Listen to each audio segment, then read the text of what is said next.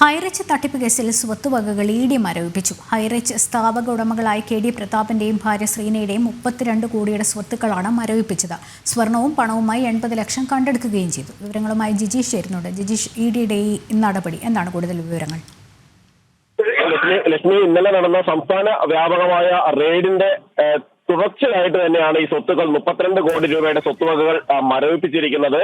കേരളത്തിനകത്തും കേരളത്തിന് പുറത്തുമായിട്ടാണ് ഇത്രയധികം വലിയ ഒരു റെയ്ഡ് നടന്നത്. ഈ സ്ഥാപനവുമായി ബന്ധപ്പെട്ട സാമ്പത്തിക ഇടപാടുകളിലായിരുന്നു. ഒപ്പം തന്നെയാണ് ഇവരുടെ സ്വത്തുവകകൾ ഇപ്പോൾ മരവിപ്പിച്ചിരിക്കുന്നത്. 32 കോടി രൂപയുടെ മൂല്യമുള്ള സ്വത്തുവകകളാണ് മരവിപ്പിച്ചിരിക്കുന്നത്. ഒപ്പം 80 ലക്ഷത്തിന്റെ സ്വർണ്ണാഭരണങ്ങൾ, പണം എന്നിവയും അന്വേഷണ സംഘം പിടിച്ചെടുക്കുകയും ചെയ്തിട്ടുണ്ട്. നേരത്തെയും ഇത്തരത്തിൽ 200 കോടിയോളം രൂപയുടെ സ്വത്തുവകകൾ നേരത്തെ തന്നെ മരവിപ്പിച്ചിരുന്നു. ഈ അന്വേഷണത്തിന്റെ തുടക്കത്തിൽ ഹൈറിച്ചുമായി ബന്ധപ്പെട്ട് നിരവധി കേന്ദ്രങ്ങളിൽ അന്വേഷണ സംഘം പരിശോധനകൾ നടത്തിയിരുന്നു, റെയ്ഡുകൾ നടത്തിയിരുന്നു. അത് കേരളത്തിന്റെ വിവിധ കേന്ദ്രങ്ങളിലായിരുന്നു പ്രധാനമായും അന്ന് റെയ്ഡ് നടത്തിയിരുന്നത്.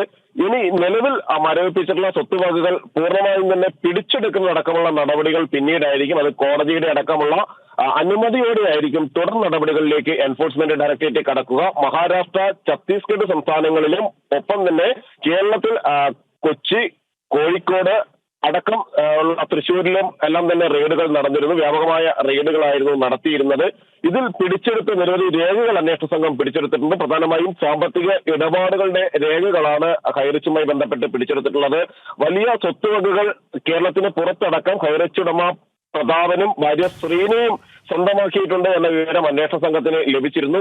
ഇതിൽ പലതും ബിനാമി പേരുകളിലായിരുന്നു ഇത്തരത്തിൽ സ്വത്തുവകകൾ സമ്പാദിച്ചിരുന്നത്. നേരിട്ടുള്ള സ്വത്തുവകകളാണ് ഇപ്പോൾ അന്വേഷണ സംഘം കണ്ടെടുത്ത് മരവിപ്പിച്ചിരിക്കുന്നത്. ഒപ്പം തന്നെ ബാങ്ക് ലോക്കറിലടക്കം ഉണ്ടായിട്ടുള്ള സ്വർണ്ണാഭരണങ്ങളെല്ലാം തന്നെയാണ് പിടിച്ചെടുക്കുകയും ചെയ്തിട്ടുള്ളത്. ലക്ഷ്മി.